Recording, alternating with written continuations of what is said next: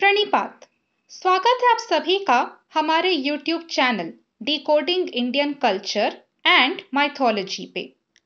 कल के एपिसोड में हमने बात की श्री हरि विष्णु और देवराज इंद्र की और उनके मध्य हुए उस संवाद के विषय में जिसके जरिए हमें अत्यंत ही गूढ़ रहस्य का ज्ञान होता है, जीवन की एक अत्यंत ही महत्वपूर्ण सीख भी मिलती है और जिसके जरिए हम ये समझ पाते हैं कि कैसे श्री हरि विष्णु के उस छोटे से बालक अवतार ने देवराज इंद्र को उनकी एक बहुत ही बड़ी भूल का एहसास भी कराया। और आज के इस लेटेस्ट एपिसोड में हम बात करेंगे पवन पुत्र हनुमान और शनिदेव के बारे में। और वैसे भी आज शनिवार है, एक ऐसा दिन जिस दिन हम पवन पुत्र हनुमान और शनिदेव दोनों की ही पूजा अर्चना एवं आराधना करते हैं। तो एक विशेष संबंध है यहाँ पे पवन पुत्र हनुमान और शनिदेव का। पवन पुत्र हनुमान जहाँ देवों के देव महादेव के अंश अवतार माने जाते हैं, वहीं शनिदेव जो हैं वो महादेव के शिष्य हैं, महादेव उनके गुरु हैं। तो महादेव ने शनिदेव को एक विशेष वरदान दिया था जिसके कारण हम आज शनिदेव को न्यायाधीश के रूप में जानते हैं। हम उन्हें कर्म फल दाता के रूप में जानते हैं, जो हमें हमारे कर्मों का फल देते हैं, अच्छे कर्मों का अच्छा फल देते हैं और बुरे कर्मों के फल के स्वरूप में हमें दंड भी मिलता है। और साथ ही शनिदेव जो हैं वो हमारी 12 राशियों में से 2 राशियों के स्वामी भी हैं और वो राशियां हैं मकर और कुंभ। तो कहते हैं कि इनके जातकों पे शनिदेव का विशेष प्रभाव पड़ता है। और वैसे तो शनिवार का दिन शनिदेव का ही माना जाता है और कहते हैं कि एक बार जब शनिदेव किसी राशि में प्रवेश कर लेते हैं, जो हमारी 12 राशियां होती हैं उनमें से किसी एक भी राशि में जब वे प्रवेश करते हैं तो करीब 30 दिन वो उस राशि में, उस एक ही राशि में निवास करते हैं और इसी प्रकार से वो 12 राशियों को प्रभावित करते हैं। लेकिन फल वो मनुष्य के कर्मों के अनुसार ही देते हैं, अच्छे कर्मों का अच्छा फल और बुरे कर्मों का दंड। लेकिन हम यहाँ बात कर रहे हैं उस विशेष संबंध की जो है पवन पुत्र हनुमान और शनिदेव के बीच में। तो ऐसा माना जाता है कि जो शनिदेव हैं वो पवन पुत्र हनुमान के भक्तों को कोई भी पीड़ा या कष्ट नहीं पहुंचा सकते हैं। ऐसे तो वो न्यायाधीश माने जाते हैं, उन्हें ये स्थान देवों के देव महादेव ने ही दिया है इसका वरदान। और कर्मों के जो फलदाता हैं, जो कर्म फलदाता का एक स्थान मिला है उन्हें, वो भी उन्हें महादेव ने ही दिया है, जिसके तहत उनके पास ये अधिकार है कि वो कर्मों का फल देते हैं हम मनुष्यों को। लेकिन फिर भी उनकी जो महादशा है, उनकी जो साढ़े साती है, जो एक बार किसी भी मनुष्य पे शुरू हो जाती है तो कहते हैं कि उसमें बहुत सी कठिनाइयों का हमें सामना करना पड़ता है, बहुत सी ऊंच नीच आती है जीवन में, बहुत सी दिक्कतें होती हैं, आर्थिक, सामाजिक, शारीरिक, बहुत सी ऊंच नीच और परेशानियां जो हैं वो हमारे जीवन में आनी शुरू हो जाती हैं। तो बहुत से उपाय किए जाते हैं, बहुत सी पूजा पाठ की जाती है उन्हें शांत करने के लिए, शनिदेव को प्रसन्न करने के लिए और उनके आशीर्वाद से शुभ फल प्राप्त करने के लिए। पर हमारी संस्कृति में एक ऐसी मान्यता भी है जिसमें यह कहा जाता है कि शनिदेव जो है वो पवन पुत्र हनुमान के भक्तों को, जो उनके अनुयायी हैं, जो उनके भक्त हैं, जो उन्हें मानते हैं, उनके पुजारी हैं, उन्हें वो कष्ट नहीं देते हैं। उनसे पवन पुत्र हनुमान स्वयं ही अपने भक्तों की रक्षा करते हैं, यानी कि शनिदेव के ऐसे किसी भी प्रभाव से जिससे कि हमें कष्ट हो सकती है, समस्या हो सकती है, परेशानी हो सकती है, ऐसे किसी भी प्रभाव से स्वयं पवन पुत्र हनुमान अपने भक्तों की सदैव ही शनिदेव से रक्षा करते हैं। और शनिदेव ने एक ऐसा वचन भी असल में दिया था पवन पुत्र हनुमान को, जिसका पालन वो आज भी कर रहे हैं, कि वो पवन पुत्र हनुमान के भक्तों को किसी भी प्रकार की पीड़ा या कष्ट नहीं पहुंचा सकते। तो इसीलिए एक ऐसा रिवाज बन गया है, एक महत्व है कि शनिवार के दिन हम ना केवल शनिदेव की अपितु पवन पुत्र हनुमान की भी पूजा अर्चना करते हैं और हम ये प्रार्थना करते हैं इस विश्वास और उम्मीद के साथ कि पवन पुत्र हनुमान की पूजा अर्चना करने से हमें वो आशीर्वाद मिलेगा जो शनिदेव से हमारी रक्षा करेगा और शनिदेव ऐसे ही पवन पुत्र हनुमान के पुजारियों को और भक्तों को कोई भी दिक्कत, कोई भी समस्या या कोई भी कष्ट नहीं होने देते, क्योंकि उन्होंने ऐसा वचन दिया था पवन पुत्र हनुमान को। तो आज जो हमारी विशेष कथा, जो कहानी है, वो इसी बारे में है, जो हमें ये बताती है कि क्या विशेष संबंध है पवन पुत्र हनुमान और शनिदेव के बीच में। क्यों शनिदेव ने ऐसा वचन दिया था पवन पुत्र हनुमान को कि वो उनके भक्तों को कभी भी कोई पीड़ा या कष्ट नहीं पहुंचाएंगे, जिसके कारण पवन पुत्र हनुमान की पूजा अर्चना मंगलवार को ही नहीं अपितु शनिवार को भी विशेष रूप से की जाती है। और क्यों एक और विधान है जिसका पालन हम करते हैं, वो ये है कि हम शनिदेव पे सरसों का तेल एवं तिल चढ़ाते हैं। तो एक ये विशेष विधान भी है, एक ये भी ऐसी प्रथा है जिसका पालन हम अपनी पूजा पाठ में करते हैं। तो इन चीजों के पीछे छिपा हुआ एक गूढ़ रहस्य है, एक विशेष कथा है जिसका संबंध इन बातों से है। तो आज हम उसी के बारे में जानेंगे।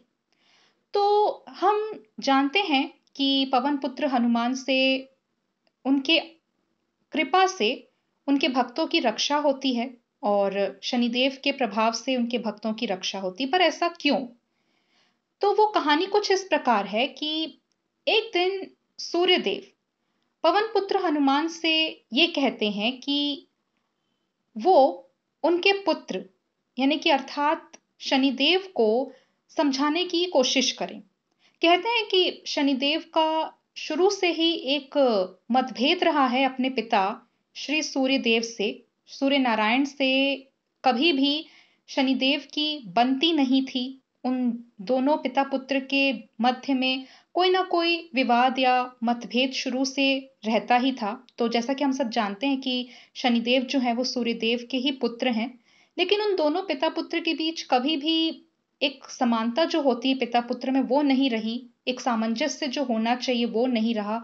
हमेशा ही एक विवादास्पूर्ण स्थिति बनी रही जिसमें वैचारिक मतभेद रहते थे, जिसमें दूरियां रहती थीं दोनों ही पिता और पुत्र के बीच में। तो यहाँ पे एक बात ये भी है कि सूर्यदेव का संबंध पवन पुत्र हनुमान से है। वो इस प्रकार है कि पवन पुत्र हनुमान जो हैं वो सूर्यदेव के शिष्य हैं। जी हाँ, उन्होंने सूर्यदेव से शिक्षा ग्रहण की थी जिसमें उन्हें कई वेदों और पुराणों का सूर्यदेव ने ज्ञान दिया था। तो इसी वजह से वो उनके शिष्य के रूप में जाने जाते हैं, सूर्यदेव उनके गुरु के रूप में जाने जाते हैं। तो एक दिन जब यही शिक्षा पूर्ण हो जाती है तो हमारे यहाँ एक ये परंपरा भी रही है कि शिष्य जो है वो शिक्षा पूर्ण होने के पश्चात अपने गुरु को गुरु दक्षिणा देता है। तो ऐसे ही जब एक दिन पवन पुत्र हनुमान की भी शिक्षा पूर्ण हो जाती है सूर्यदेव के द्वारा, सूर्यदेव की वजह से, तो वो सूर्यदेव से कहते हैं कि वो भी अपने गुरु सूर्यदेव को गुरु दक्षिणा देना चाहते हैं। इसके लिए पहले तो सूर्यदेव ने उन्हें मना किया, लेकिन बार बार जब उन्होंने इसी की जिद की, इसी की रट लगाई रही कि नहीं मैं आपको गुरु दक्षिणा देना ही चाहता हूं, कोई ना कोई गुरु दक्षिणा तो आपको मुझसे मांगनी ही पड़ेगी। तत्पश्चात सूर्यदेव ने उनसे एक विनती की कि क्या तुम मेरे पुत्र को ये समझा सकते हो कि वो अपने पिता से इस प्रकार रूठा ना रहे, वो अपने पिता से इस प्रकार दूरी ना बनाए और वो मेरी बात को सुनने और समझने का प्रयत्न करे, जिससे कि हम दोनों पिता पुत्र के जो संबंध हैं उनमें एक अच्छा सामंजस्य हो सके। और वो हमेशा ही मेरी बातों को अनसुना कर देता है। तो ऐसा कौन पिता होगा इस दुनिया में जिसे ये बात अच्छी लगेगी कि उसकी संतान उसकी बात ना सुने। लेकिन कहीं ना कहीं ये समस्या सूर्यदेव जो है अपने जीवन में देख रहे थे, इसका सामना कर रहे थे कि उनका पुत्र उनकी बातों को नहीं सुनता या फिर अनदेखा कर देता है, अनसुना कर देता है। तो वो पवन पुत्र हनुमान से यही कहते हैं कि अगर वास्तव में तुम मुझे कोई गुरु दक्षिणा देना ही चाहते हो तो फिर मैं तुमसे एक ही प्रार्थना या विनती कर सकता हूं कि तुम मेरे पुत्र को मना लो। मेरे पुत्र से जाकर ये कहो कि वो एक बार अपने पिता को समझने का प्रयत्न करे और एक बार एक ऐसी कोशिश भी करे अपनी तरफ से जिससे कि हमारे जो संबंध में कड़वाहट सी आ गई है, दूरी सी आ गई है, वो दूर हो जाए और वापस से वो पिता पुत्र वाला प्रेम हमारे संबंध में स्थापित हो जाए। तो इसके लिए मैं चाहता हूँ कि तुम मेरे पुत्र को एक बार मनाने की कोशिश करो। समझ लेना कि यही तुम्हारी तरफ से मुझे गुरु दक्षिणा होगी। तो इस पे हनुमान जी मान गए और वो चले गए शनिदेव के पास। तत्पश्चात जब उनकी मुलाकात होती है शनिदेव से, तो पहले तो शनिदेव को बहुत ही ज्यादा आश्चर्य होता है कि अचानक से हनुमान जी का आगमन उनके लोक में कैसे हो गया। और शनिदेव को ये लगा कि मेरे लोक में आना ऐसे तो किसी के लिए भी बहुत ही कठिन है, बहुत ही दुर्लभ कार्य है ये। इससे पवन पुत्र हनुमान ने इतनी आसानी से कैसे कर लिया, इतनी आसानी से उन्होंने मेरे इस लोक में प्रवेश कैसे कर लिया। तो शनिदेव ने इसको एक प्रतिस्पर्धा के रूप में लिया और तत्पश्चात उन्होंने ये फैसला कर लिया कि मैं पवन पुत्र हनुमान को एक ऐसा सबक सिखाऊंगा, एक ऐसा पाठ पढ़ाऊंगा जिससे वो ये समझ जाएं कि मेरे पास आना, मेरे इस लोक में आना इतना भी सरल नहीं है। तो वो सीधा हनुमान जी के कंधे पे जाके बैठ जाते हैं। शनिदेव हनुमान जी के कंधे पे विराजमान हो जाते हैं। तत्पश्चात हनुमान जी को भी समझ में आ गया कि शनिदेव इतनी आसानी से उनकी बातों को ना ही सुनने वाले हैं और ना ही मानने वाले हैं। तो फिर उन्होंने भी एक प्रतिस्पर्धा ही शुरू कर दी, इस बात को एक प्रतिस्पर्धा के रूप में ही ले लिया उन्होंने भी। तो उन्होंने इसके बाद एक चमत्कार किया, यानी कि एक ऐसा चमत्कार जिसकी उम्मीद शनिदेव को नहीं थी। वो ये कि उन्होंने अपना जो आकार है, यानी कि अपने जो शरीर का आकार है, वो बहुत ज्यादा विशाल कर लिया, बहुत ज्यादा बड़ा कर लिया। और इससे हुआ ये कि उस महल में या उस एक स्थान के जो कक्ष था जिसमें वो मुलाकात कर रहे थे शनिदेव से, उसकी जो एक छत होती है, उनका कंधा उस छत के एकदम पास चला गया। अब आप सोचिए कि एक ऊंचा सा इंसान एक छोटे से इंसान को अपने कंधे पे बिठाया हुआ है और अचानक से वो इतना ज्यादा बड़ा हो जाता है कि उसका वो जो कंधा है वो उस घर की या उस महल की छत से टकराने लग जाए। तो सोचिए उस बड़े से इंसान के कंधे पे बैठे उस छोटे से इंसान का क्या हाल होगा जो उसके कंधे और उसके कक्ष की जो छत है उसके बीच में फंस गया। तो कुछ ऐसा ही शनिदेव का हाल हुआ था कि उन्होंने अपना शरीर का आकार ही इतना ज्यादा बड़ा कर लिया था कि उनका कंधा उस स्थान के, उस महल के, उस कक्ष के छत से टकराने लगा था। तो इस बीच में शनिदेव जो हैं वो फंस गए थे और उन्हें बहुत ज्यादा पीड़ा होने लगी, शारीरिक पीड़ा होने लगी, उन्हें बहुत ही ज्यादा समस्या होने लगी क्योंकि वो उनके कंधे और उस छत के बीच में अपने आप को फंसा हुआ पा रहे थे, जिससे कैसे निकला जाए ये उन्हें समझ नहीं आ रहा था। तो उन्होंने फिर पवन पुत्र हनुमान से विनती की कि वो उन्हें इस बर्ताव के लिए, उनके इस रवैये के लिए क्षमा करें और अपना आकार छोटा करके उन्हें धरती पर उतारने का कष्ट करें और उन्हें बहुत ज्यादा पीड़ा हो रही है तो उस पीड़ा से उन्हें वो आजादी दें। तो फिर उनकी ये जो विनम्र विनती है, उनकी ये जो विनम्र प्रार्थना है, ये पवन पुत्र हनुमान जी ने सुन ली और अपने आकार को छोटा करके उन्होंने वापस से उन्हें धरती पे उतार दिया। तो इसके पश्चात शनिदेव जी ने उनकी बात सुनी और उन्होंने उनकी बात को सुनने और समझने दोनों की कोशिश की। जैसा कि वो सूर्यदेव का जो संदेश उनके पुत्र शनिदेव के पास लेके गए थे, तो वो संदेश जो है वो पूरा फिर शनिदेव जी ने बहुत ही धैर्य से सुना, बहुत ही अच्छे से सुना और उनकी बातों पे अमल करने का, विचार करने का उन्होंने उन्हें वचन भी दिया।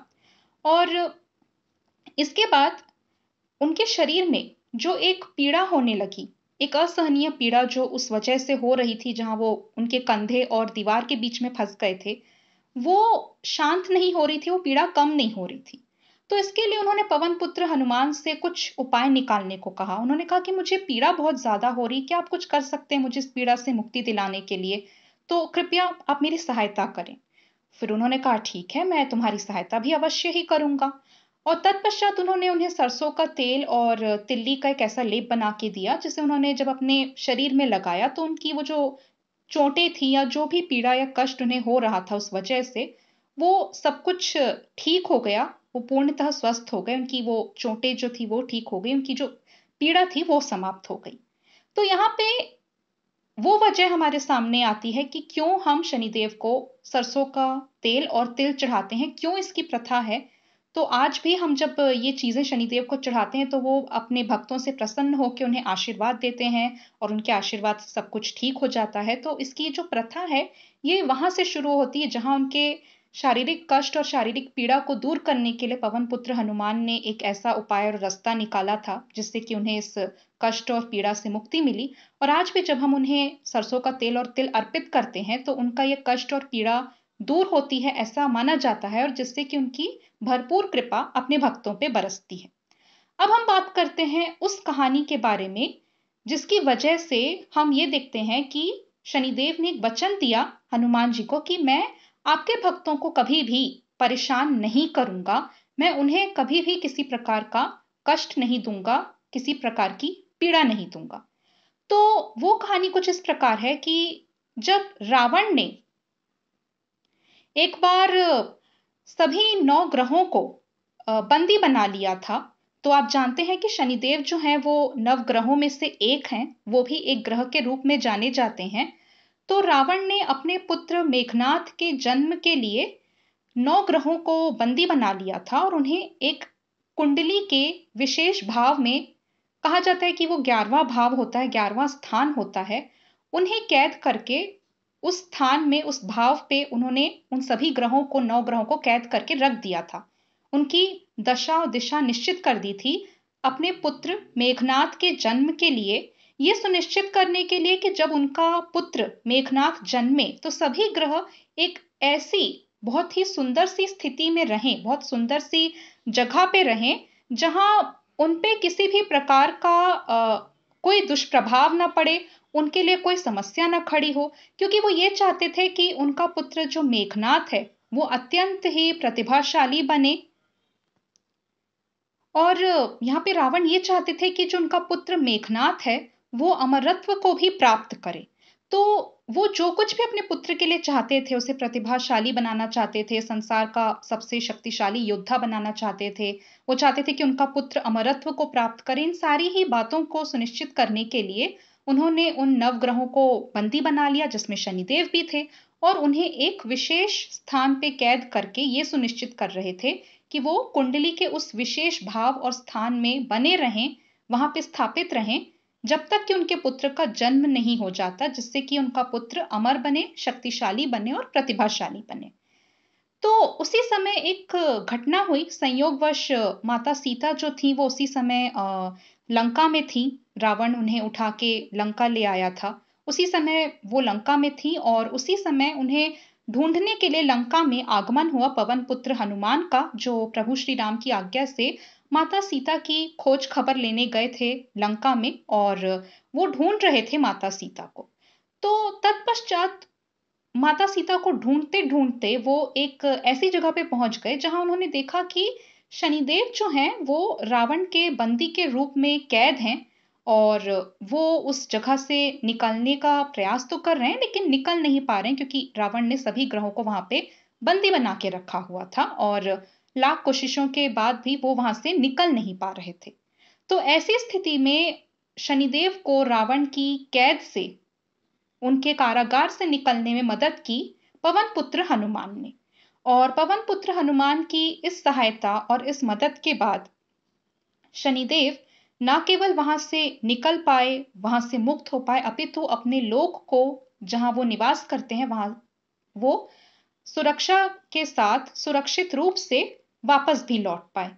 तो जब इतनी बड़ी उनको मदद मिली पवन पुत्र हनुमान से, तो उन्होंने इसके लिए उन्हें ना केवल शुक्रिया किया, उनका धन्यवाद दिया, अपितु तो उन्होंने पवन पुत्र हनुमान को एक वचन भी दिया कि जिस प्रकार से आपने इस विकट परिस्थिति में मेरी रक्षा की है और मुझे यहाँ से आपने निकाला है, बाहर निकाला है, और मुझे आपने स्वतंत्रता दिलाई है रावण के बंदी गृह से, तो मैं भी आपको वचन देता हूँ कि मैं आपके भक्तों को, जो आपके अनुयायी होंगे, आपके पुजारी या आपके भक्त होंगे, उन्हें कभी भी किसी भी प्रकार का कष्ट प्रदान नहीं करूंगा, उन्हें कभी भी किसी भी प्रकार की पीड़ा नहीं दूंगा। तो ये एक वो कहानी है जो आज हमारे सामने आती है, उस रीति रिवाजों के रूप में, उन प्रथाओं के रूप में, जहां हम शनिदेव के साथ साथ हनुमान जी की भी पूजा आराधना इसलिए करते हैं, ये सोच के, इस विश्वास के साथ कि शनिदेव जो है वो हनुमान जी के भक्तों को कभी भी कोई पीड़ा या कष्ट नहीं पहुंचाएंगे, क्योंकि उन्होंने ऐसा वचन दिया था हनुमान जी को, और वो वचन जो था वो उन्होंने इसी घटना की वजह से दिया था जिसका जिक्र हमने अभी आपसे किया, जिसकी कहानी हमने अभी आपको सुनाई। तो इसी के साथ हम आज की कहानी, आज की ये विशेष कथा जो पवन पुत्र हनुमान और शनिदेव से संबंधित थी, वो यहीं पे समाप्त करते हैं। और इसके साथ हम आपसे वादा करते हैं कि बहुत जल्द आपकी और हमारी मुलाकात फिर से होगी हमारे नेक्स्ट वीडियो में। Till then, take care, good bye, Tata.